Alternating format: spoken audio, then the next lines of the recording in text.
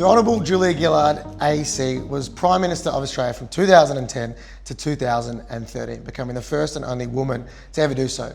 She rose through the ranks of the Labor Party to become the Deputy Prime Minister under Kevin Rudd and challenged his leadership, becoming Prime Minister in 2010. A subsequent challenge on her leadership meant she left politics in 2013 and has focused her attention to become an advocate for causes such as mental health, gender equality and education, and is the chair of Beyond Blue Australia. And I am very, very excited that Julia Gillard is joining me today for the Value Creation series. So let's get into it.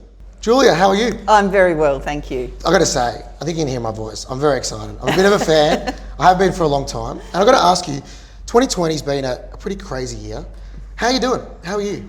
I'm doing fine. It has been a very, very different year for me. I normally travel extensively overseas. I've got commitments in London, and the Global Partnership for Education, which I chair, takes me around the world. But instead, I've been in Adelaide. I've kind of been a day worker and a night worker to keep things going on global time zones. Often I'm working late into the night, but the technology's been incredible to keep us connected and working.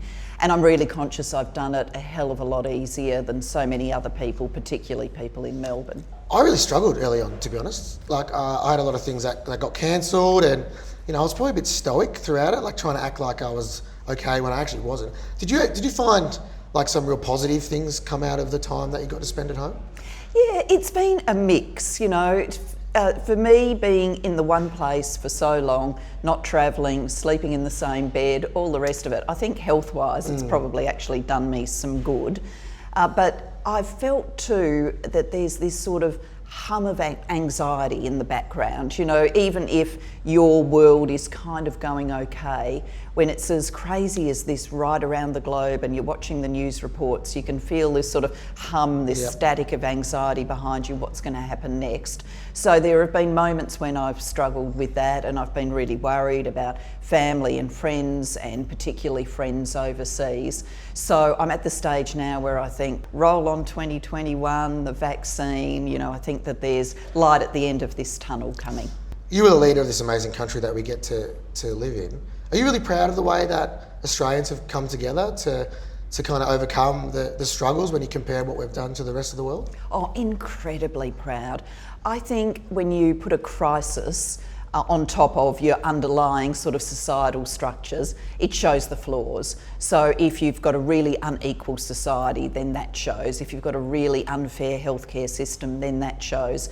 And we should take a lot of pride in the fact that as Australians together, we've built a country that's not perfect, but in this crisis situation, people have known that they could get healthcare if they needed to. Government systems have largely worked and made sure people are safe. The caring workforces, people who are essential workers, have shown the courage to keep going and doing what they do and look after us all. So it's been a remarkable period. I think we've seen so much of the best in people. Couldn't agree more. Now, one of my favourite quotes from you is that if you're really passionate about something and you raise your voice, you can make a difference. You're someone who stands up for what you believe in and really backs yourself, which I love and I try and do for my community as well. Where did that ethos develop for you? I suppose it first developed way back when I was a university student in Adelaide. So I finished high school in the late 1970s, it's a long time ago, and I went straight to university. Gap years weren't really a thing back then. And I was really pleased and proud to be in university. That hadn't been, part of my family background. Neither of my parents had, in fact, finished high school, but both of them were very aspirational for my sister and I. So I got to uni, I thought that was, wonderful. I was going to study law. And then in the second year when I was there were some big government cutbacks to education, and I thought that was really wrong, that university should be able to include people like me who came from very ordinary backgrounds. And so that was the first time I sort of found a cause and then found a structure that enabled me to raise my voice. The student union was getting involved in a protest campaign, not just in Adelaide but around the country, and I got swept up in that, and the penny sort of dropped. Yes, you can make a difference, you can find the people you want to work with, that you want to campaign with, and if you get really involved then you can make change, and the government did change its mind on some of those cutbacks. Did you struggle with the confidence to stand up for what you believe in at an early age? Because I know I wanted to, but I felt like, you know, sometimes my voice might not have been heard, and I was a bit timid to do so. And then as soon as I did, I'm glad that I did. Was it an innate thing for you, or do you think it was learnt to have that confidence to stand up? Oh, very much. I learned it over time. I was actually a pretty shy kid. I wasn't the, you know, class spokesperson or the class clown or the one whose hand would go up first in class. In high school, I got persuaded to do high school debating by some friends of mine. I did debating as well. Yeah. What speaker were you? I was often number 2, sometimes number 3. Yeah, I was a third speaker. And we were an all-girl team. Yeah. I mean, I went to a co-ed school, but it was just, you know, the girls said, we'll do it. And I remember we got forced to debate the proposition that the man should lead and to argue the pro of that proposition. So that was pretty hard. But I found a little bit more confidence through that. I was a high school prefect, and so that meant you used to go and speak to the younger kids, the junior classes, so I got a bit of confidence there. But really found it through this campaigning. I wasn't the one who would rush into a meeting and say, I know what we should do. I'd hang back and watch and learn, and then as I got more and more confident, then I would start to speak, and the more I did it, I think I got better at it. So for me, it wasn't innate. It was something that I just developed over time through being involved. Yeah, I think it's important to talk about that, because people might see yourself or even myself and think that it just happens, but it's actually, you learn it over time and you work hard on it. What's the trigger for you that decides that when you decide that you're going to be motivated to stick up for a cause and try and have an impact on something? I think it's got to be a combination of heart and head. You know, the things that you're most passionate about are the things that just resonate with you deeply, either because of your own lived experience or perhaps something that you've seen through friends and family, but something that really strikes you as core to you and your set of beliefs. So educational opportunity has always been one of those big things for me. You know, my parents, very intelligent people, just poverty and other circumstances meant they didn't get to finish school, they didn't get to, you know, go to post-school education. Their lives could have been quite different if they'd had that access. And then of the head, you've got to know that there are things that you want to campaign for or you want to speak about that will make a difference. So it's not just being able to say, I want education to be better. You've got to be able to answer the question of how. How do you want it to be better? And that's where your sort of intelligence and your study and you're looking at things and thinking things through comes in. Now, due to your incredible works in politics, you live a life in the limelight. You have for the last few decades. Is there any misconceptions that people have about you that you often see and laugh about or makes you sad? Oh, well, I think my classic opening conversation with people when they meet me for the first time is generally, you're so much smaller than I thought you would be. And I think it's because, you know, the impression of me they formed is at the dispatch box, you know, there's nothing alongside you that gives a sense of height. And you know, you're animated perhaps with your voice raised, so they're expecting this kind of 6'10" shouting ogre, and when you get there and you're kind of more mild-mannered and you're a lot smaller, people are like, wow, I thought you'd be really different. They don't have that misconception about me. Luckily in the chair, I'm always short, which is good. Works for me. Now, your father was a psychiatric nurse. What insights did that give you into the space of mental health? Because you're a keen advocate in that now. Well, it gave me an insight in the sense of, you know, caring, how much it takes for people who are caring and concerned about people with mental illness, particularly at the acute end. So my father, you know, not when my sister and I were really, really young, but as we got older, my father would come home, he'd talk about suicide because people that he had worked with ended up taking their own lives. He'd talk about people who had, you know, post-traumatic stress disorders. He used to care for people who still had some of those outworkings from World War II, from being involved in combat in World War II. So it gave me a sense of the diversity of mental health conditions and what it takes to care. But it also gave me a sense of how the system was changing. You know, when my dad was first a nurse, it was incredibly regulated, regimented. Even as a nurse, he'd wear a suit to work. The colour of his tie would designate what level mental health nurse he was. By the time he left all those years later, he'd wear a pair of jeans and a t-shirt. You'd go to pick him up. You'd look around the room. You wouldn't be able to tell from what people were wearing, who was a doctor, who was a nurse, who was there as a patient. You know, the whole thing was getting on that wave that ultimately led to deinstitutionalisation. So I had a sense of the changing policy perspectives too. What about the stigma around mental health? You're the chair of Beyond Blue Australia. And I'm going to be upfront. I used to get bullied about my disability as a kid, and I had a really tough 2 years. Like, I didn't leave the house. I played video games. I put on a lot of weight, and I didn't tell anyone about it at the time because I was embarrassed about it, how I was feeling. Do you think that stigma is changing now by, you know, not only in this country but all around the world? Oh yes, I do. I think the stigma is changing. I mean, when I was, you know, growing up, you'd, you know, be in your new class at school, and you know, what does your dad do? Oh, my dad's a psychiatric nurse. People are like, oh, so yeah, kind of a bit odd, you know. And people wouldn't, you know, they wouldn't talk about their own mental health. They wouldn't talk about things in their family. It was very common back then, if a family member had suicided, for the family to come up with a cover story. They would pretend that they'd died in an accident or something like that, because it was viewed as a shameful thing to talk about. And we're not where we need to be, but we are a world away from that. And my sense now is people are much more open about mental health. The fact that every day of the pandemic, as we've talked about the physical health crisis, people have also talked about mental health and the burdens of lockdown, I think shows that. But there's still some stigma. It's one thing to say, oh look, you know, if you told me you had a mental health condition, we could have a conversation about that. It's another thing for people to say, and I'd be happy to employ someone who said that, give them a promotion. I'd be happy if the person next to me in my work team said that to me. You know, that would be fine by me. I think we've still got some of that to deal with.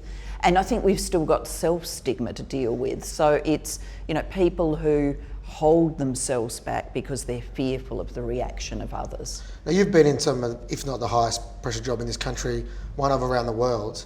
How do you look after your mental health? Have you had mental health struggles yourself, or what do you do to look after yourself? Yeah, I wouldn't say I've had struggles, but like everybody, I've had, you know, cycles of up and down, and I did have to think when I was in that really high pressured environment, you know, what do I need to do to kind of keep myself going? I think, you know, being involved in Beyond Blue now, I've probably learned some language around this that I didn't quite know then, but I did think, you know, this is a marathon, not a sprint. You can burn out, you can get to a stage where you're not functioning well.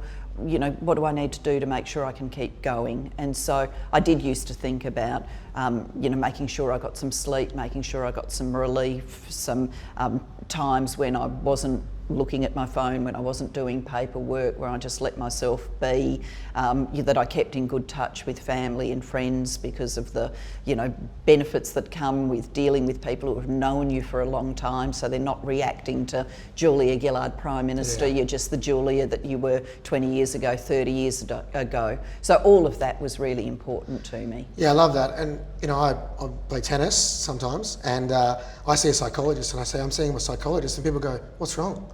And I go, well, I go to the gym, right, to look after my physical fitness. Why would I not try and be as strong as I can be mentally, not only on the tennis court, but as a person? Is that something that Beyond Blue also really advocates for, is like getting the help when you need it? Oh yes, we do. I mean, we imagine the whole system as a kind of traffic light system. You know, we use that terminology with people. We say, you know, when you're in the green, things are good, you're coping with the stresses in your life, you're sleeping well, you know, everything's fine. You know, in the amber, you're feeling pressurised, maybe your sleep's getting a bit disrupted, you're not feeling yourself. Into the red, where you're really in some form of crisis. And we talk to people about the strategies in each of those zones, And even when you're in the green, think about how you're going to keep yourself in the green. Don't just roll until you're in the amber. And then if you're in the amber, certainly reach out. And we talk about stepped care. You know, not everybody needs to see a doctor, a psychologist, a psychiatrist.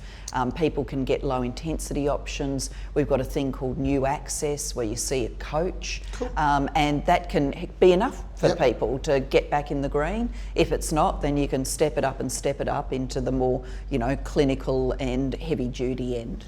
Now, from my community, young people with disabilities, you know, I struggle with my mental health, as I said, and Beyond Blue's done some surveys and research around that young people with disability face bigger mental health hurdles than able-bodied kids. Do you know what are the steps Beyond Blue and people are taking to try and help that, you know, that my community?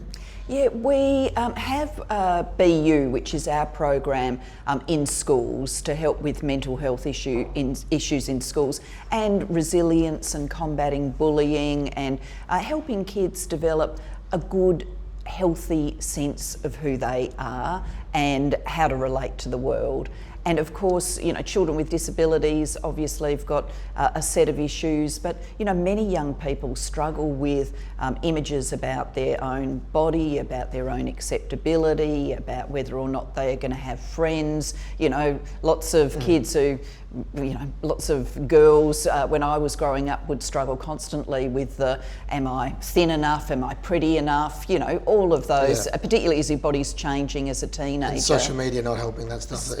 And you know, in my day, your comparison was perhaps with the prettiest girl in your class or in the school. Not a model in anywhere. Yeah, exactly. now your comparisons with all these influencers who are in these carefully curated photos so that they always look amazing, and that's not real life. So we're trying to deal with that right at that generation end in school.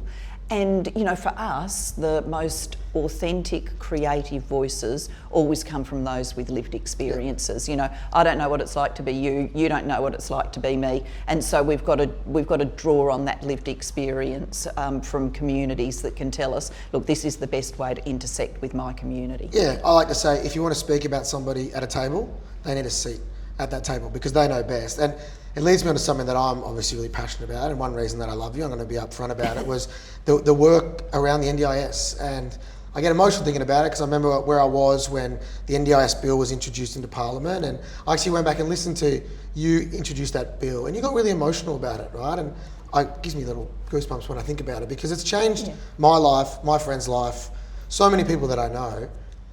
Why did you get emotional that day when you were putting that bill into Parliament for the first time? Yeah, I remember that day really clearly, and I in part remember it because Wayne Swan was sitting behind me, the Deputy Prime Minister, and I did get emotional. And when I sat down, Wayne said to me, "Oh, I would have backed it in that Macklin was the one who was going to cry." Because Jenny, you know, she's a wonderful woman, a caring woman, but with a reputation of much more likely to get emotional than me. So, you know, Wayne, that was a very humorous, dry humour moment. We'd worked so hard, and I feel like this was a almost endless baton relay, and we had the baton for the last bit. But the race had actually started, you know, way back in the 1970s when the disability community was saying there's got to be a better way of doing this, an insurance scheme, using insurance principles, giving people choice and options for their care, putting them right at the centre of making decisions about their lives. That's what we need to do. And, you know, people pushed that case the 70s, the 80s, the 90s, on and on it went. And the you know, Every Australian Counts campaign was then bringing it to the fore again, and we were able to carry the baton that last bit and get it done. And so I was really conscious of the privilege of being there at that moment after all of that campaigning, finally being able to say, it's here, it's going to happen. Now, how does it make you feel when, you know, you were a part of something that was so big for so many Australians? There are 4.5 million Aussies with a disability, nearly 500,000 of them on the NDIS.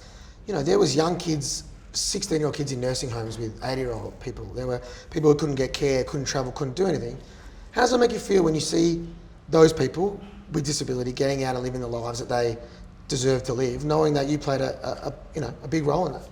Yeah, look, of the people who, you know, rush up to me to tell me a story now when I'm moving around Australia, the two big categories would be people who rush up to tell me about the NDIS. Good. And people who rush up to talk to me about the Royal Commission into child sexual abuse and maybe their own experiences or experiences in their family.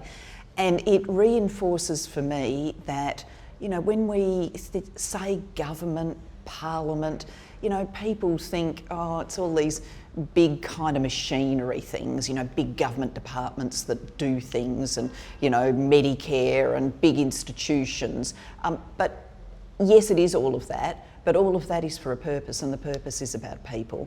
And the measure of anything that government does is whether it has enabled positive change in the lived experience of Australians. And, you know, I feel so heartened when I hear those stories from people, because it just reminds that, yes, we played our part, working alongside so many others, and, you know, change is possible. I think there's a lot of cynicism around in the modern age, and I'd invite people to just reflect on, you know, good things can happen if we actually decide we're going to do them together. I love hearing that. Now, the Prime Minister's got to be one of the toughest gigs, you know, all around the world, intensified by the fact that you were the first female PM to do so. There was attacks by the media, you know, all kinds of different people, yet the people that are really close to you say that you always had time for everybody. I can see that you do right now. How did you have that internal resilience when, you know, you were getting painted a certain way in the media when you knew that picture wasn't actually true to the person that you were? Yeah, I think there's sort of a few long-standing factors and a few tricks that I learned and used. I mean, the long-standing factors, I've always been a pretty calm person. You know, that's my, you know, genuine demeanour. I'm not someone who gets easily head up. And I think that stood me in good stead. I think I've thought all across my life, and I certainly was taught this in my family home, that the measure of a person is not how they treat, you know, people that they view as above them in the hierarchy, that the measure of a person is how they treat everyone. And I genuinely think if you want to know someone, you know, watch how they interact with the, you know, waiter who's bringing a coffee, or the, you know, person at the counter when they're trying to buy something in a shop. That'll tell you more about them than almost anything else. And so I've always, you know, wanted, I'm not perfect by any stretch of the imagination, but I've always wanted to, you know, be decent with people as I deal with them. And then in terms of the tricks, I ended up almost thinking about Julia Gillard, the politician, in the third person, you know, because it's your public persona that's under complete criticism, and you've got to think about that as a political problem, but you can't really let it get inside here. Yeah. You've got to keep that separation. I say the same thing. I've got a mindset coach, a guy called Ben Crow, and he says that Dylan the person is different from Dylan the persona. And you're right, people might look at, say, me and write something discriminatory about me on Twitter, and I used to get sad about it. And they're like, they don't know you, you know what I mean? So I think that separation is important. Now, in 2012, you gave easily one of the best speeches ever in Question Time. Impactful, powerful, unforgettable. Why did you make, what was the lead up to that, and why did you pick that moment to make that speech? Well, sort of the moment picked me rather than the other way round. So, you know, we have Question Time in Parliament every day, so it's the, you know, real joust of the day. And I had expected that day that it would be around sexism, because the speaker that I'd supported in the House of Representatives had been unmasked as having sent some sexist text messages, very sexist ones.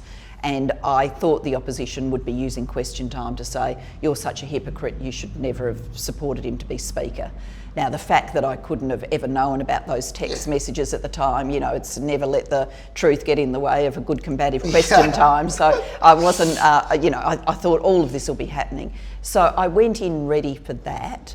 But to my surprise, instead of having Question Time, the Leader of the Opposition, Tony Abbott, moved a motion, and so the speech that's come to be known as the misogyny speech is the one in reply. So, you know, I didn't know I'd be giving it until I was giving it.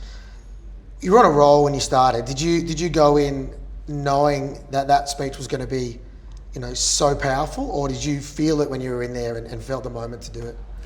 I certainly had no sense that, we'd be talking about it all these years later, no sense whatsoever. I knew that the parliamentary moment, called for me to deliver a hard-hitting speech. And, you do feel the sense of adrenaline and energy in question time. I felt that. Yeah, you can see that. I loved it. And I felt, I felt right to go. I mean, some days in that sort of very intense, combative arena, you didn't feel quite right to go. But I felt right to go that day. But, no sense. I knew as I was giving it, it was a landing, as a powerful speech in the Parliament, but I didn't have any sense that it would land the way it has outside. I got to ask, what does it mean to you to be a TikTok superstar? That is, do you know that was the #1 video in Australia on TikTok, people using your speech to mime? It's probably some of the people doing those videos would have been 10 years old during that speech. What does it mean that they're seeing that and influencing it and using it, and it's like, having an impact on their lives as well? Well, I think the whole thing is showing age ranges and generations, because yes, there would have been some people who were 10 years old. At my end of the spectrum, a friend texted me and said, you're running big on TikTok. I'm like, okay, I better work out what TikTok is. Exactly. So I didn't know what TikTok was before that. And when I finally worked all of that out, Look, I'm really glad that speech has come to mean something for young people, young women in particular, that it's become a bit of a battle anthem for them. I'm very proud of that. Good, I love it too. I'm going to have a crack at it actually. Now, you recently co-authored a book, Women in Leadership. There was key themes and takeaways from Jacinda Ardern, Hillary Clinton, Theresa May. Can you tell us a bit about the making of that book? Yeah, I co-authored it with a great friend of mine, a Nigerian woman called Ngozi Okonjo-Iweala. She was the first woman to become Foreign Minister of Nigeria, Finance Minister of Nigeria, and she's now just been appointed as the first woman to lead the World Trade Organisation, which of course we've been hearing so much about in Australia as we talk about trade issues. And we sort of came together and we were having conversations about what's happening with women leaders around the world. Why aren't there more of them? Why every time we look at coverage about them does there seem to be these clear gendered themes? And so we set out to try and solve that problem by interviewing 8 of the leading female politicians around the world and looking at the research on gender and leadership. And we wanted the book to speak to everyone. Yes, we talked to politicians, but we wanted it to speak more broadly than the world of politics. And we wanted it to be a sort of how-to guide for women who are aspiring. But we also wanted it to be a lesson for all of us about what we can do in our own way in the environments that we move in to make them more gender equal environments. So it was a passion project, and its book's now on sale in many parts around the world. And it's a great lineup. Getting good feedback. Good. Yeah, and look, I obviously knew a number of the women like Jacinda, but I got to meet some extraordinary women doing the interviews too. When you see people like Jacinda Ardern and how well she's doing and how well New Zealand's doing as a leader, how does it make you feel seeing that? I mean, it hasn't happened quick enough, but there are slowly more women in leadership roles. What needs to happen to fasten that process so there are more women getting opportunities they deserve?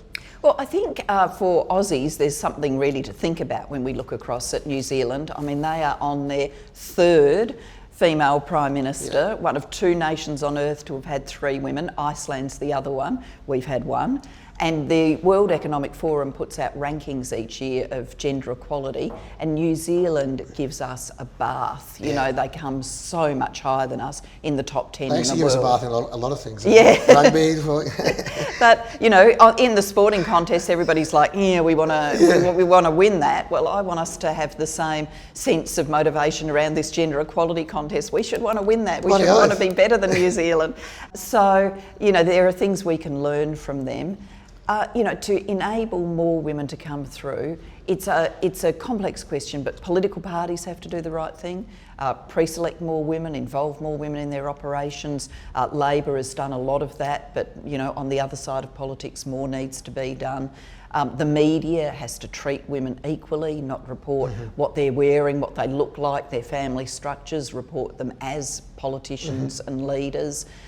There are things to think about in the parliamentary environment. How easy or hard do we make it, particularly for women who are in the family formation stage, having kids? You know, many layers of this to think through, and we've done some things, but there's much more to do. Yeah, read your book, and I love one of the chapters that you titled "She's a Bit of a Bitch," calling out the psychology and the unconscious bias that women face. Do you think that the uphill battle is going to be there for a while, but do you think talking about stories like this is the best way to get that change in our culture? I do. I think the visibility of the psychological research really matters. And, you know, to give a real world example of that, you know, in 2016, a big problem for Hillary Clinton was that people viewed her as unlikable. Yep. And there was good psychological research that said people are predisposed to view women who are ambitious and seeking power as unlikable, but they don't put the same burden on the shoulders of ambitious men seeking power. So they're actually wired to think men who are go-getters are probably pretty likeable, and women who are go-getters are probably a bit of a bitch. But when Hillary was running for the election, people were just talking about she's unlikable. They weren't talking about this gender analysis.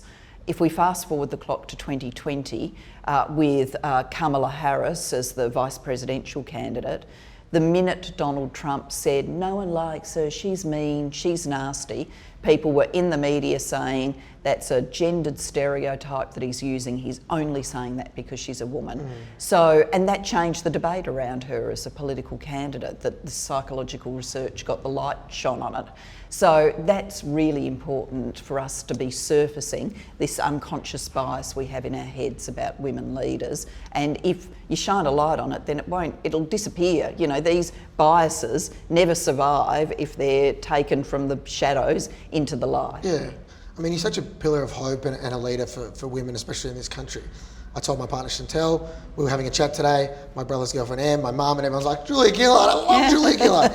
How does that make you feel, that so many women in this country look up to not only what you did becoming the first Prime Minister, but what you're doing now in all the work that you're doing as an advocate? It's lovely, obviously, and to feel supported by people. It's very important to me, but more than that, it's important to feel that the causes that I'm dedicating my time to are ones that people are prepared to mobilise for and support. So I'm very much involved, obviously, beyond blue, mental health, very much involved with education, particularly girls' education, very much involved with women's leadership. So it's great if people get intrigued about those things and want to lean into them. Now, you've had a lot of tough fights in your political career. What was one of the toughest moments that you had, and how did you overcome that? Yeah, I mean, the whole struggle about carbon pricing and creating an emissions trading scheme, the ditch the witch stuff that all started around that, and many other gendered stereotypes, that was tough. And finally bringing that reform to the nation, only to see it swept away when the cycle of politics changed and a Conservative government was elected. That was hard. It was sort of a corrosive thing, day after day, to be in the middle of this very high fevered and in many ways irrational debate. What I'm hopeful looking back now is that we made some space for people to see, yes, there was a solution that worked. It was reducing our degree of carbon pollution, and when we get to the stage as a nation that we're going to make a new choice about how to deal with climate change better, we can look back and say, yeah, there was something that worked, and we can bring something forward having had that experience. Now, this is all about creating value. There's a lot of business leaders and things like that who will watch this. What's the most critical change in mindset that you think that has to happen in this country, not only in government, but also in corporate Australia as well? I think government, corporate Australia, we've been operating for many years now on a set of assumptions about what the world's going to be like. And even before COVID, I think those assumptions were giving way. And now, post the pandemic, I think many of them will give way entirely. We are heading towards a very different future than the one we expected. And so I think agility in your mind, not, believing that you've always got something to learn, that there's always something new, that you've got to be, trying to work out how to peek around corners, what's going to happen next, not getting ossified in this is always the right way of doing things, or this is always the, structures and constraints that are going to be in our society. I think there's so much change that keeping that mental agility is something to put at the forefront. Couldn't agree more. And if we fast forward 10 years and there's a female politician, prime minister, leader, what do you think the world has to look like to be able to support that person so they can, be the best that they can be? I think doing what we're doing now, but doing it quicker. Yeah. So we're so many people are interested, predisposed, positive about a more gender equal world. So many young women and young men are basically saying, we don't want to live with these stereotypes that have been created for us. We want to be the architects of our own life journey. So don't tell me that I've got to do this or got to do that just because I'm a man or just because I'm a woman. I think all of that is changing, but for genuine equality, we've got to fast forward that clock. And are you enjoying your life post political work? Are you happy? What's next for you? Yeah, I'm very much enjoying my life. I had to create a barrier for myself. What's done is done. And you can learn from it, you can take things with you, but I decided from the moment I exited politics, I'm going to write a book about my experiences, which I did, my story, and once that was done, I wasn't going to obsess about the past, I was going to look to the future, and that's made a very big difference for me and how I feel and the things that I do and whether I feel healthy and content in my life. And so the big pieces for me in the future are Beyond Blue, continuing that, continuing my work on women's leadership at the Global Institute for Women's Leadership, which will be both London and at the Australian National University here in Australia, focusing still on girls' education. And then I've got a new challenge I'm taking up next year, chairing the Wellcome Trust, which is a huge philanthropic fund that invests in health and medical research. And haven't we learned a lot about the importance of that in 2020? We definitely have. Last question, Julia. What would be one bit of advice you would give to younger Julia Gillard, a young woman who was trying to come up and get in the position that you did? Best bit of advice I would give is be clear about your sense of purpose, what you're doing it for, because that will sustain you. And if I could sneak in one other bit of advice, you can have as many as you want, all right? for young women who are coming up now, they've kind of had the benefit of watching this movie before. They've seen me and other female leaders here and around the world. Learn what you can about the gendered experiences, because forewarned is forearmed. Julia Gillard, you're a superstar. I really enjoyed this. I wish we were allowed a hug. I know we're not allowed to at the moment. I want to give you a big hug. I really appreciate you being do the virtual hug. We'll do a virtual hug. Right? I just can't thank you enough for being so happy and honest, and I really appreciate it. And it was a great opportunity for me. I've always wanted to sit down and have a chat to you. So thank you so much for joining the Value Creation Series. And when we can hug, when we're allowed to, can we do that in like a few months? Is that Absolutely, we can. And thank you for having me on. This is on film, all right? So I get that coffee and a hug. Julia, thank you. Thank you.